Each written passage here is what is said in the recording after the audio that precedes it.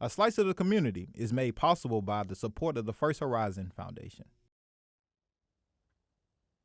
Hello, and welcome to another episode of Slice of the Community. I'm your host, Jerome Moore, and today we are joined by award-winning filmmaker, journalist, and content creator, Garrison Hayes. Garrison, how you doing, man? I'm doing well, Jerome. It's great to be here with you. I'm glad that you're here, and I had to let you know that I couldn't read all your awards in the intro. You've done so much, so just congratulations on all of that, man. No, that means a lot. Thank you. Yeah, but I want to get straight into this conversation, just based on what you do, how you do it, just being a corresponder of many things, especially when it's centered around community, politics, black voices. Let's get straight into this post-election kind of conversation. What are your thoughts about the 2024 presidential election, and kind of what are some implications around the election results, and how does it in particular affect what you do? Yeah, that's a good question. I mean, again, first of all, thank you. It's really great to be here with you. Yeah, I mean, I have thoughts about the election. You know, I think in many ways it was jarring for a lot of people. The result, in that, you know, for what it's worth, Donald Trump, you know, made abundantly clear who he was. There were no ifs, ands, or buts about what he stood for and the way that at times he can drive division, and he uses that division in some really strategic and interesting ways. The people that he's loyal to are often the people who are loyal to him. And so he was incredibly clear. Okay. And so on the one hand, I think that jarring nature is that, hey, this guy incited an insurrection or whatever it is that you might believe, and yet America chose to elect him and to give him power again. And on the other hand, I think that this election was profoundly clarifying. You know, so much of what came out of 2016, as I was talking to friends and family and looking at the discourse online, was this idea that this isn't who we are. Okay. You know, like this isn't what we represent as a country. And I think for many black people and Native American people, Donald Trump is so much of what we are. And so we have this moment where it's clear that this is what the country wants. A majority of the country voted for Donald Trump to be president of these United States. And that clarity, I think, allows for us to have a more honest conversation, which is a lot of what I want to do in my work as a journalist, as a video correspondent for Mother Jones at the Center for Investigative Reporting. What I want to do is have honest conversations, and specifically for me, that looks like talking about our history and talking about what brings us to this moment, and doing so through my lens as a black person. When you talk about those honest conversations, right, a lot of times I think when we are looking at social media, a lot of that algorithm stuff is kind of geared to what we think we'll like, right? How do you ensure that you're trying to also reach people that may not have the same diversity of thought that you have? Or how does something like a very heavily charged political atmosphere change or alter the way that you think about creating your content? Yeah, I mean, I think so much of what we are experiencing now is that narratives are really in the driver's seat, stories are in the driver's seat, and we're learning that that's true not just in election years, that's true all the time. That stories really drive the way that we show up and the way that we vote and the way we see one another. And so I think for me, what I want to do is be fair. I don't have a particular loyalty to balance per se. I don't think that journalists should be loyal to balance. I think journalists should be loyal to fairness and to rigor and to making sure that you are representing the truth, right? And so that's a lot of what I want to do in this time.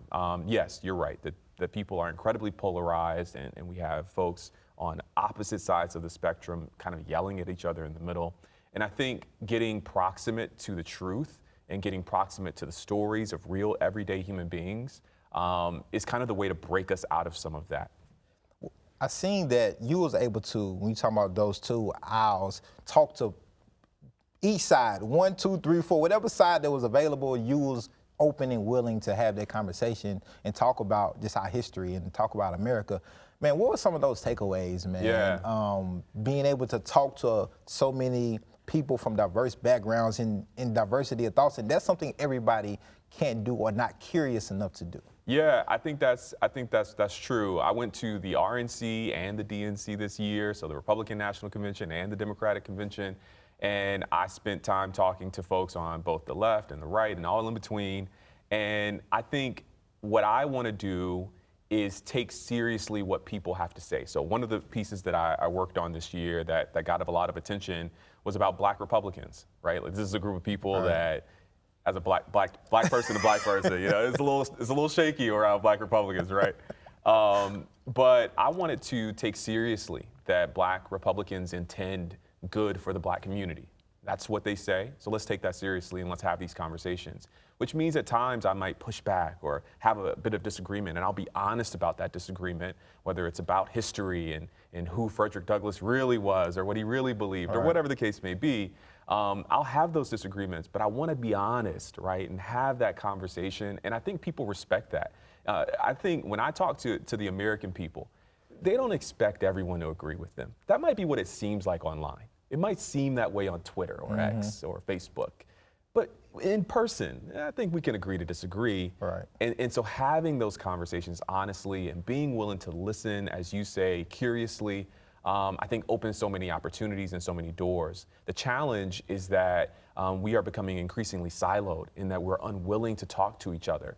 And while I don't intend to say that every one-on-one conversation will result in changing the world, I think it will change your world and those around you, and it'll certainly change the person that you're talking to. And so I encourage people to do that, and I try to model that in my work. Yeah, I think that's what you do so well that I admire, and that's something I try to practice when I'm having these conversations. One, staying curious and staying open-minded, regardless if we agree or not, and seeing what I can learn. And I think if many Americans did the same thing, regardless on what side of the street that you're on, I think you can, if you're willing to, you can find something or you can learn something. And that doesn't mean we'll agree, but that don't mean we can't have a civil conversation either. Yeah. Right. And I think you do that so well. Thank you.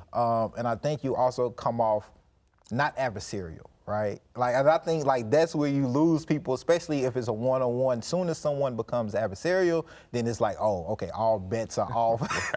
Right. But I think how you relay your message and how you give the history, give the facts. You do it in such a way that's so graceful. It's like, even if I don't like what you're saying, you did it with a smile and you was nice and gracious about it to me. And I think you do that really well, man. Thank you. And I'm curious on the feedback, I guess, from building empathy and sympathy. How have you seen that kind of be given to you or received from others through your journalism and your filmmaking and just content creation when it comes to these things that can be politically charged? Yeah, I mean, I think this is a really good question, a really thoughtful question, so I appreciate it. You know, when I think about where I may have gotten that from or where I've gotten a lot of practice in that, it's really for me growing up in the church. It'll do it. It'll do it. You will, if you grow up in the church, you will hear a lot of things that you might not agree with. But it's important to recognize that this is kind of our community, and we want to keep this community together, and we respect and love each other. I was actually a pastor for about 4.5 years. And as the pastor, you hear from, you know, in my case, you hear from all your members and all the people in your community. They tell you what they think. And you got to learn to kind of like agree to disagree or kindly share something. You know, one of the assumptions that I hold, and I think it's important for us to examine our assumptions. For me, one of the assumptions that I hold is that everyone's doing their best. I learned that in the pastorate. I learned that as a pastor. You know, I'm talking to people who are maybe a bit problematic and maybe hold views that I think are problematic. But when I look at the kind of scope of what is going on in their lives, right? They're battling cancer this week, and they're just trying to take the kids to school. And they're just showing up to pay the bills, and they're working very, very hard and making just enough to pay the bills, right? Right. You know, there's a lot going on. And so I want to bring the grace of assuming that you're doing your best. Right. And I think that's important for all of us, but it also serves me well in the work that I do as a journalist and content creator and filmmaker, in that when I'm talking to people, again, across the political spectrum, I'm assuming that you're doing your best. Right. I'm assuming that you're hoping to bring about change in the way that you say that you are, right? And I've received that grace from people like my wife, who assumes I'm doing my best, and from my family and friends, and I hope to kind of give that as well to others. When we think about like technology now, most people are on their phones or on their computer, and that's how they're receiving their news about things that are happening or that may affect them in their community. What are your thoughts on kind of just now and in the future of how technology will affect what we do, you know, and how people receive information? are there opportunities? Are there possible challenges that we don't see today that may arise in the future? Yeah. I mean, I think that technology, and as you say, social media specifically, it's in the driver's seat in so many ways as well with where we are. I just saw a conservative political content creator talking about how they were racking in about 60 million views per day on TikTok leading up to the election. I mean, this is incredible influence when you really think about it. And so I think that we have to acknowledge that is there, and it's driving so much of the discourse. And so what I'd say to people who are interested, this is what comes to mind to me, or for me, is that there are some people who might be interested in jumping into this. I say do it, get into it, and tell stories, and try to tell the stories that aren't being told in ways that only you can tell, which means telling stories from your life and the people around you, the folks who you are already proximate to. I think about the importance of democracy and strengthening our democracy, strengthening civil engagement right now. Right. I think the people who are most influential in that space aren't the folks who are making political content like me. I'm making political content and people know it's political, and so they kind of tune me out, and I'm tired of politics, scroll, right? And yet, maybe the folks who are walking with you most closely are the ones who are making financial content or lifestyle content, or they're a model and they're making stuff about, about beauty or whatever the case may be.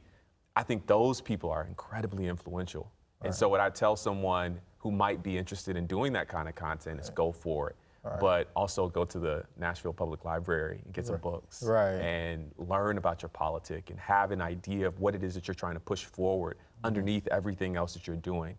Because I do fundamentally believe that everything is political. And so, the way you approach your beauty content or your finance content or whatever the case may be, it's important to understand the politics underneath it all. The way you dress, the way you carry, precisely, all of that. Precisely, your art, everything is incredibly political. And so knowing what you're trying to say, even when you aren't saying it, as in go vote for this person or whatever the case may be, I think it's important to have an understanding. And you bring up a good word that I think, art, and kind of in what we do, right? It's intertwined with art. And so when I think about art, a lot of times I think about if I'm creating something, like how can I maybe change or influence or just raise up a different curiosity that a person that is looking at what I've created maybe will look at differently or think about something that is bringing out of them differently that maybe didn't have that thought. Is that something when you're creating, do you look at it in that way, like a canvas, like you're Mozart or something like that, creating music or the Mona Lisa or whatever it may be? Is that how you approach it? Absolutely it is. Yeah. I think art, as I just said it, I think art is so political. Yeah. And I think for me, when I'm making something, I'm wondering how can I make sure that this message, that this history that is typically boring, that someone might check out on normally, how can I kind of present it in a way that it kind of transcends, that it penetrates, that someone actually captures and understands it. And I think so many artists before us were doing exactly that, right? I think about Van Gogh and Matisse and others who, what they choose to put in the frame is profoundly political, right? A lot of what politics is the frame. It's who gets to be in the frame, who gets to be centered, who gets a little splash of color, who gets the accent. It's all politics. Yeah. And I think it's important for us to understand what we're doing, Jerome, what you're doing, what I do. Who we put in the frame really matters. That's why I'm so appreciative to be here. But it's also important for us to kind of interrogate who might be left out of the frame. Correct. Right? Which communities aren't invited to the conversation. And in my work, what I want to do is to bring those folks back into the frame. And let's talk about that, those folks that may not be part of the conversation. I know in your content, you make it very prevalent, like, hey, I'm trying to make sure I represent those Black folks that look like me or any other underrepresented communities. Where can I be a bridge or an ally to make sure that something that needs to be brought up or talked about, or giving them a platform, a highlight, or amplifying them? How can I do that? When did you become intentional about that? When did you make the decision to where hey, I'm gonna make sure I'm creating content and being a voice for the Black community or marginalized communities in general? It's a good question. Growing up in Atlanta, I grew up in Atlanta, Georgia. You see Black people everywhere. And then I went off to college at a very small university over in East Tennessee, and I did not feel very represented. And so before I was making videos or films or whatever the case may be, I just wanted to represent Black people well, in the rooms that I was invited into, right? When I'm meeting with student leaders, I wanted to just be a good representation of my community because I carried for better or for worse, I carried that burden of knowing that like I'm one of the only folks in here. You know how it is as a Black person. You kind of carry the whole community with you in a way. And this is both a blessing and a curse. It's just unintentional pressure. It's a little bit of pressure, right? And so, I mentioned that I was a pastor. When I would go up on stage, I just wanted to make sure that the voices of people who aren't typically represented in a sermon were there, right? Women and communities of color and marginalized folks and queer folks, right? I wanted to make sure that they were represented even in this church space, right, as a pastor. And so it flowed naturally that once I started making videos, the thing that I'm most interested in is Black history. I love Black history. And Black history is often under attack. It's often diminished and relegated. And I think that Black history exists in so much beauty and dynamism that I just wanted to bring that to the conversation and make sure I was representing that well as well. You brought up another phrase that goes into, I think, of what we do and what other people do when it comes to journalism and in politics is that balance, right? How do you, what does that look like when you talk about, you have your own ideas and your thoughts and perspectives, but trying to keep that balance of like, okay, let me still explore other people's perspectives. Let me explore the idea that maybe I'm wrong, right? What does that balance look like for you, or how do you mitigate that in making sure that you're being fair to the journalism aspect of what you do, but also like, do I actually, do I believe this? Like, and do you wrestle with that sometimes, or that finding that equilibrium? Yeah, I do wrestle with that. I do. I think a lot about my assumptions, what I bring to the conversation when I'm writing, when I'm producing, when I'm recording, what are the things that I'm bringing to this whole process, right? But I also think that it's important and I mentioned this word earlier and I think it's worth highlighting, proximity really matters.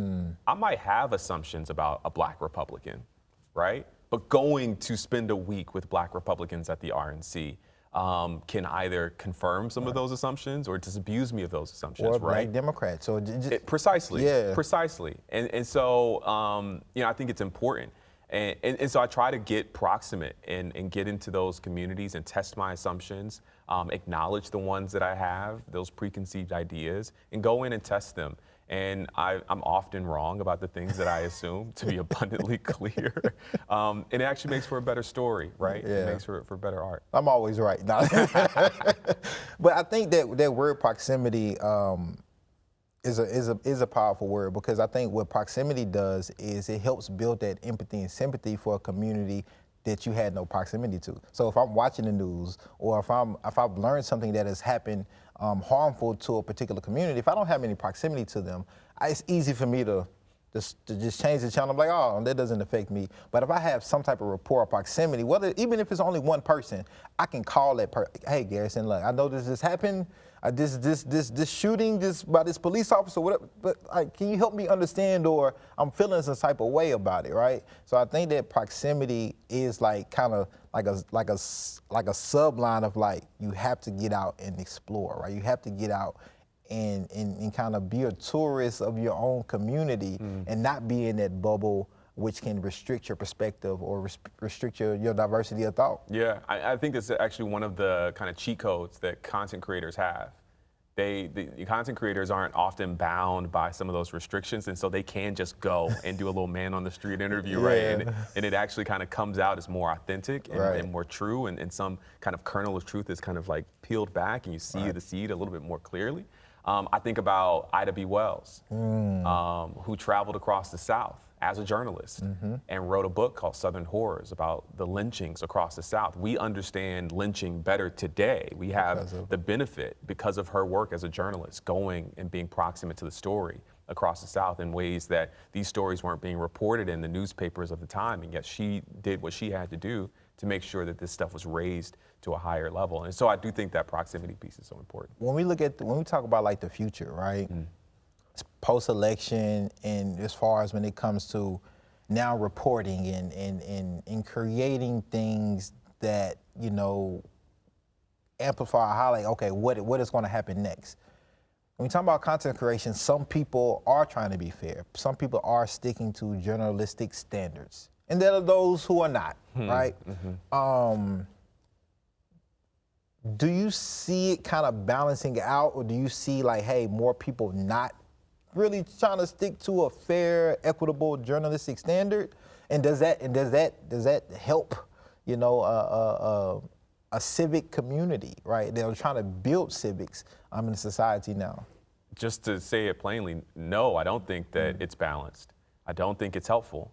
The data is incredibly clear that right-wing propagandists are online parading themselves around as news, and they are spreading misinformation. That's just to say it very plainly, Jerome, you know, with no ifs, ands, or buts about it. Okay. And so we are in a really precarious place, in part because folks don't have accurate information. And in many ways, we've lost the ability to know where to get accurate information from. That's why public media is important. It's right? actually that's why incredibly important. You got to watch PBS Nashville, you know? there you go. There you go. I love that. I love the plug. It's incredibly important. Right. And, you know, I think a part of this work that you're doing is hopefully helping people know where to go to get good information. Getting back to the basics of where to get, you know, primary sources and secondary sources, how to vet your sources, how to figure out the bias from the different media outlets that you're engaging with. Media literacy, right? It really is just basic media literacy. And so putting that out there and helping people have a better way of understanding that is going to be really, really important. No doubt, you know, these ideas about who believes what and the way those things are being twisted and shaped, it absolutely affected the last election. It will affect the next election. And so people have a responsibility to learn and to be engaged and have an understanding for themselves. What is that responsibility that content creators, journalists, filmmakers, anybody that's doing media and that's centered around community, right? What is that responsibility that they have, especially for those who want to get into this type of work? Yeah, if I were to just say it plainly, cite your sources. That's the basic responsibility. And, you know, I could go into many different kind of layers of what that means and which sources are maybe credible and which aren't. But more than anything, cite your sources. That helps for a viewer, an audience member, to at the very least be able to go back and read for themselves if they're curious. And I do think that curiosity is important on behalf of the audience to kind of make sure you go out and do a little vetting yourself. Okay, they cited this source or they didn't. Where did they get that from? Just kind of basic questions like, is the source trust me, bro? Or is the source from the CDC or the Department of Justice or whatever the case is? And so citing those sources is incredibly important. I could give others, but I think if I were to just say one, that's the one. Going forward, what does your work look like with a new president going forward in the United States? Are you thinking about different ideas? What are some of your peers thinking? What can we expect, you know, from you, as far as from a journalistic, content creation, filmmaking standpoint? You know, I'll share that for me. You know, I'm privileged to be in the Mother Jones newsroom, where we are committed to truth and committed to covering this next administration honestly and with investigative rigor. And so I plan to glean from that and to continue to kind of build off of that and do a little bit of that myself. You know, for me, I'm chiefly concerned with the Black community and other communities that have been marginalized. And my goal is to continue to tell those stories honestly and continue to put Black people kind of at the center of our political discourse, at least from my perspective.